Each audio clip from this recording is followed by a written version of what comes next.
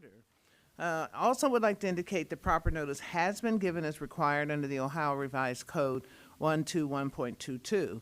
We're going to begin first with the Pledge of Allegiance, and I'd like anyone who has served our country or is serving our country to lead us in the pledge, please.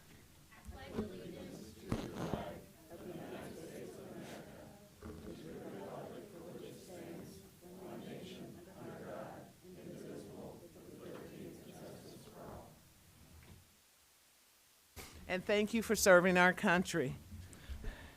We're going to move on with the agenda. We have the board meeting minutes from December the 10th, 2024, and we've received the minutes, had an opportunity to review them. Are there any additions or changes or amendments? I had one thing, maybe semantics, on the part where we had the investigation with the woman with the 12-0, where it says the final before other business. It says for further consideration of criminal investigation. I thought it was just for further investigation because we didn't know if it was going to be a criminal matter or not. So I would just say strike consideration of criminal. I agree, because criminal means you're innocent until proven guilty. Yes, I support that too. Any other changes? Okay. All right. Tristan, we'll wait to take the vote. We've just getting ready to approve the meeting minutes from December the 10th, 2024. And we're at the point where, do you have any changes to? I do not. I reviewed them online, and has Okay. a motion been made yet? Yeah, we were just about to do it, then you walked in. I'm ready to go. Thank you. I move to approve as amended. All those in favor? Aye. Aye. Anyone opposed? Anyone abstaining? That motion carries. Thank you. Next, we have a discussion, Ms. Poland, of the 2024 presidential election anomaly report. Yes, you have a spreadsheet in your packet entitled 2024 Presidential Election Anomaly Report. There's 62 voters listed on this report. 52 of those voters cast 2 ballots in the election, but only 1 ballot was counted in all those instances. As it's the practice of this board, staff investigated to determine why the voter cast 2 ballots. We found that these voters had reasonable explanations, such as did not affix postage to a vote by mail ballot, so we're afraid that that ballot would not be delivered to the board, or returned their vote by mail ballot, went on our website and saw that it had not been received, so voted in person, those types of things. It's all listed in your spreadsheet. There were 2 voters that we do want to bring to the to the board's attention. Voter number 42 on page 6. This voter was previously registered to vote in Hamilton County. The voter registered to vote in Franklin County in April of this year. So her registration was canceled here and her voter record merged to Franklin County. On October 21st, she appeared at the Early Vote Center. She was offered a provisional ballot because she was not registered here in Hamilton County. Then on Election Day, she appeared at her assigned polling place in Franklin County and cast a regular ballot in Franklin County. So that ballot in Franklin County was counted. The provisional ballot was rejected by the board because the voter had already voted. Our administrator spoke with this voter. She was previously a resident of Hamilton County. She stated she did move to Franklin County about 1.5 years ago, but she thought that she was registered here and was surprised when she appeared to vote here at the Early Vote Center and was offered a provisional. So she then went to her polling place in Franklin County on Election Day. She stated that she had told the election workers in Franklin County that she had voted provisionally here, and they told her that the ballot here would not count. Oh. So that's where we are with that voter. That was her explanation.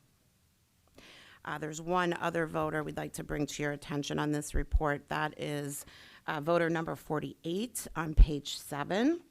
This voter requested an absentee ballot by mail from the Board of Elections using a confined voters application. The ballot was mailed to this voter's home address. The voter contacted our staff and stated that he had not received that ballot because he was actually incarcerated in the Butler County Jail, but still eligible to vote. Our staff followed our normal procedure for voting incarcerated voters, and he was issued a ballot in the Butler County Jail. Both of those ballots were returned to the board. Only one was counted, but both the original ballot that was sent to his home address as well as the ballot that was issued to the Butler County Jail, both of those ballots were returned. Again, only one was counted. I have a question about when the voter got his ballot in jail. Was it our team that went over to Butler County, or did the team from Butler County send the poll workers to go vote his ballot for him? I believe it was we sent the ballot to the Butler County Board of Elections. And they sent their staff? To process. I'm not sure if they sent their staff or if it was mailed. Jeremy, do you happen? They sent their staff. They Okay. did send their staff. Thanks, Suzanne. There were 21 voters listed on the report that we were unable to contact. They either did not return our phone call or we did not have a phone number.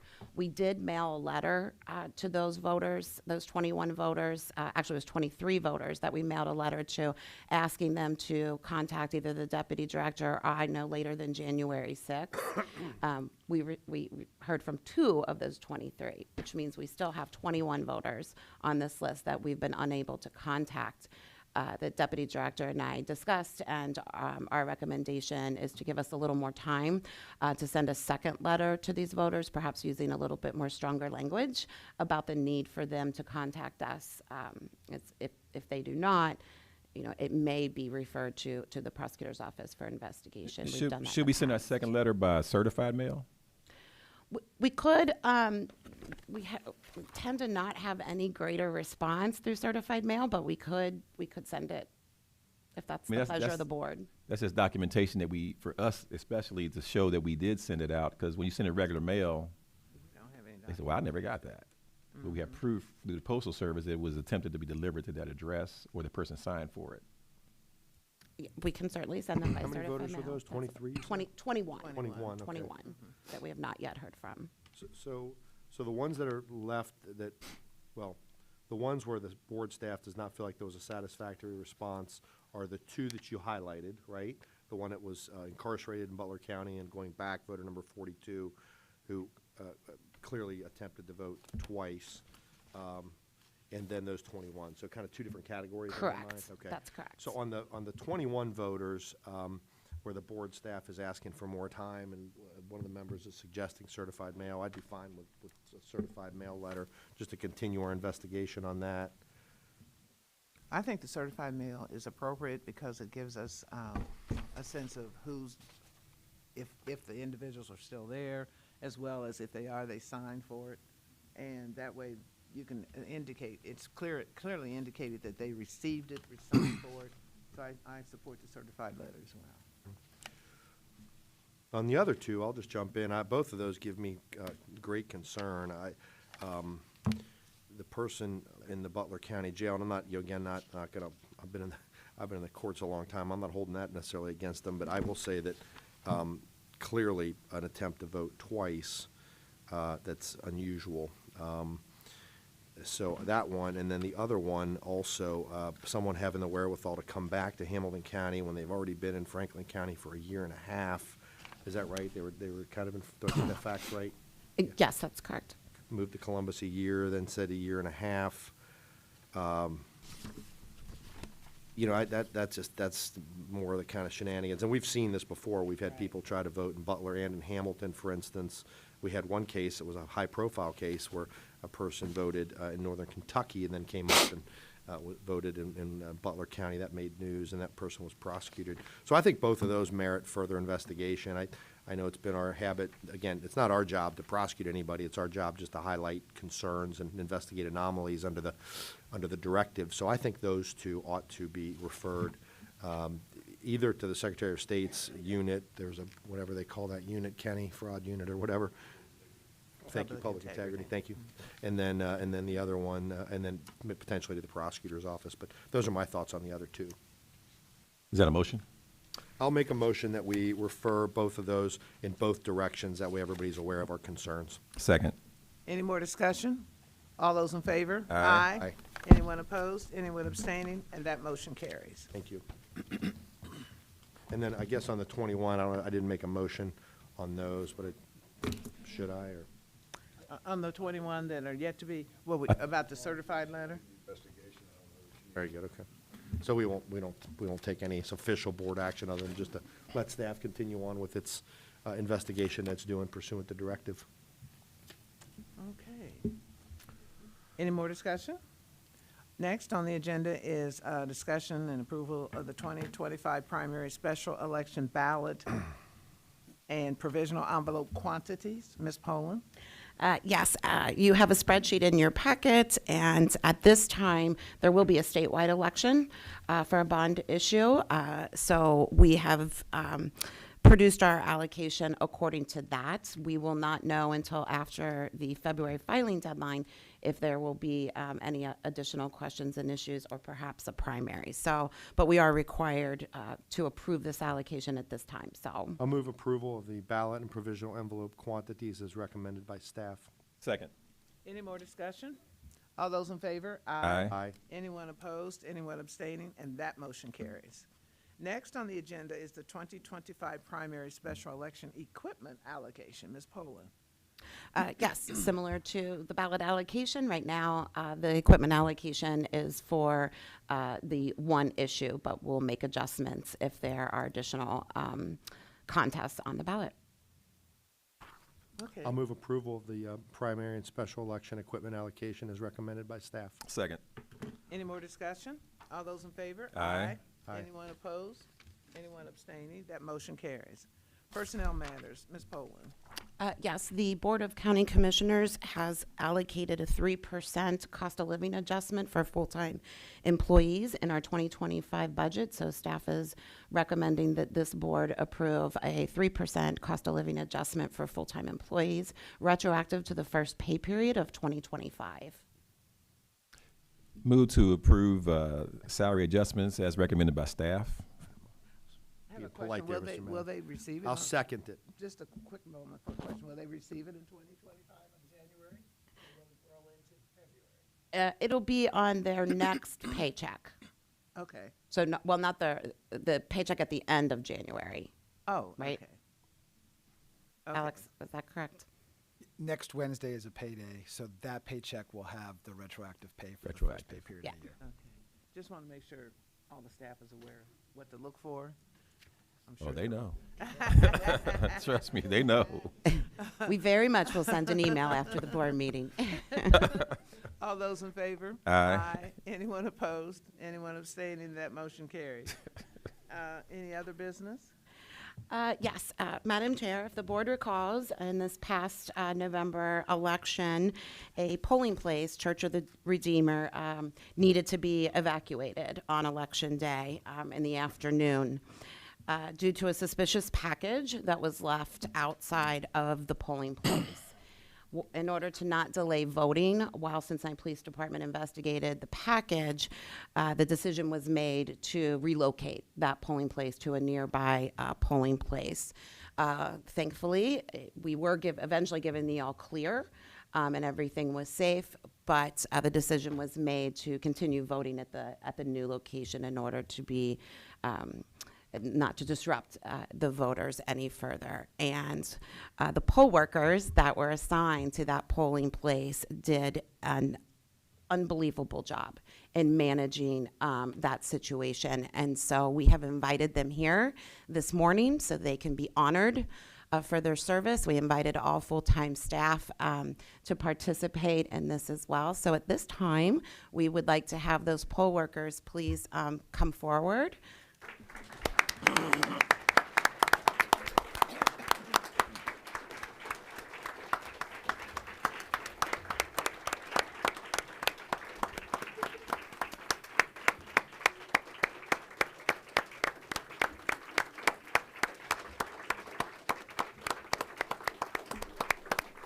And I would just like all the staff just to stand while I read the whereas. I'm just going to read the whereas because, you know, to me, I just really commend them because they were right there in the midst of everything, but the team helped as well. So, you know, I always say teamwork makes the dream work.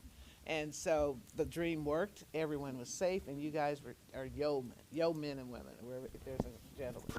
So I'm going to read just the whereas, and it's from we, the Hamilton County Board of Election Officers. Whereas on November the 5th, 2024, amidst the administration of the 2024 presidential election, a suspicious package was left outside Christ the Redeemer Church, a polling location, and whereas the precinct election officials inside the polling location took quick action to alert the Board of Election and law enforcement of the package, and law enforcement ordered evacuation of the polling location.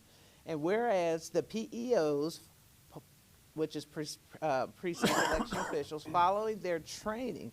And I just want to just say, when you're trained to be ready, but sometimes you always have to be prepared for the unexpected, and they were prepared for the unexpected.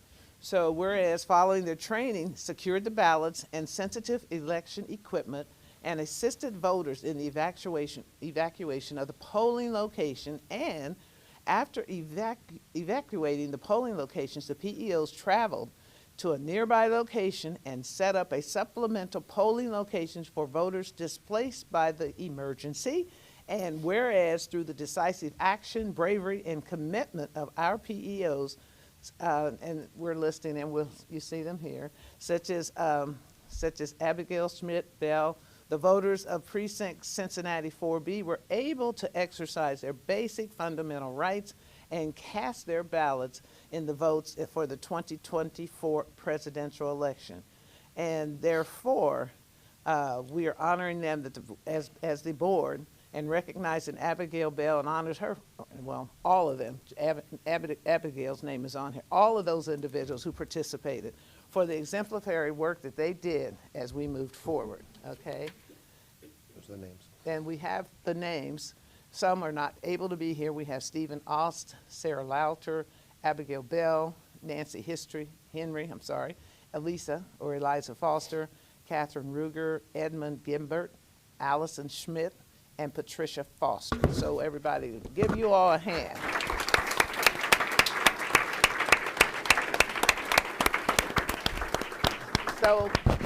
So if you could continue standing, because we have some other accolades to give you from the Secretary of State's office. Yes, good morning. On behalf of the state of Ohio, Secretary of State Frank LaRose, this certificate of commendation is presented to you as a token of our state's gratitude for your work on behalf of Hamilton County. So, on behalf of Secretary LaRose, I also have commendation. The rest of the presidential.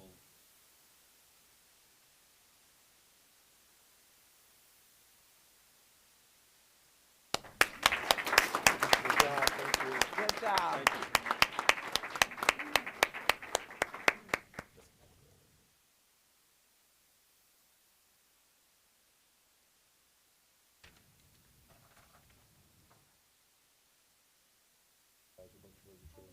You're Abigail?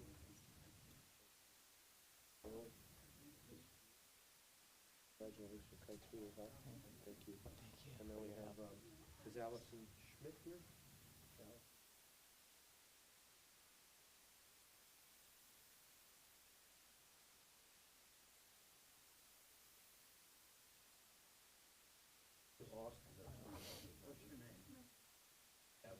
There you go. That's good. Sarah, Patricia, Nancy. Nancy is your daughter. Nancy, thank you so much. Catherine, thank you. Catherine, right? Very good. Thank you so much. And again, let's give them a big hand.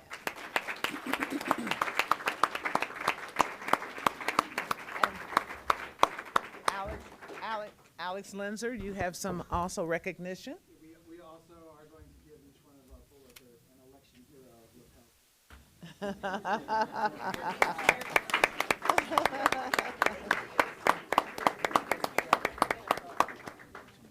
Okay.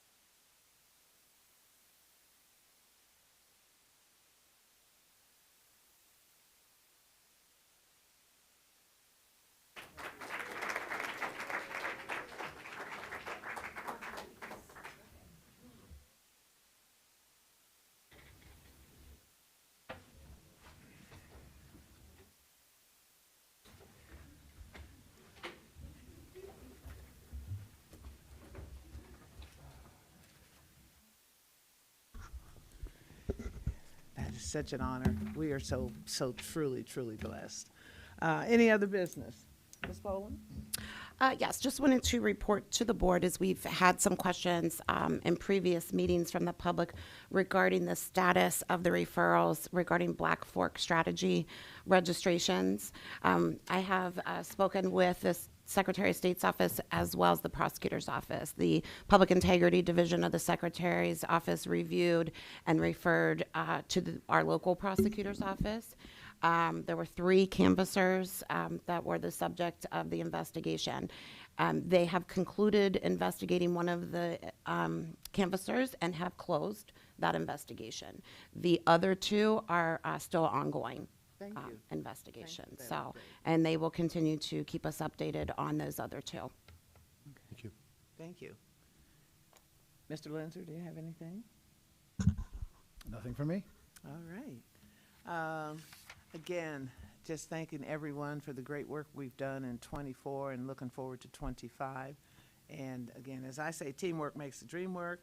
And based on that, I'm going to entertain a motion to adjourn the meeting. I'll move to it. Well, I think maybe public comment. Any public comments? Staff? Yes.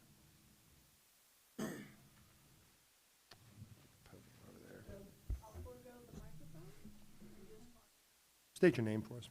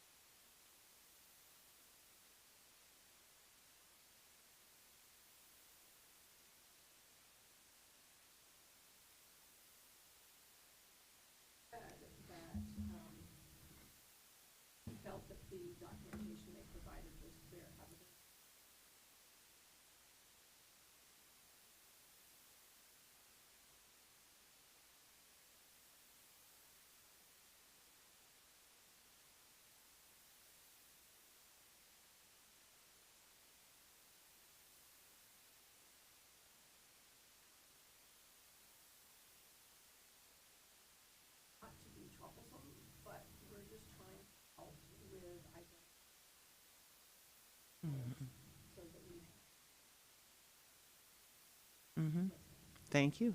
Thank you for Very that. well said. Thank you for that. Anyone else?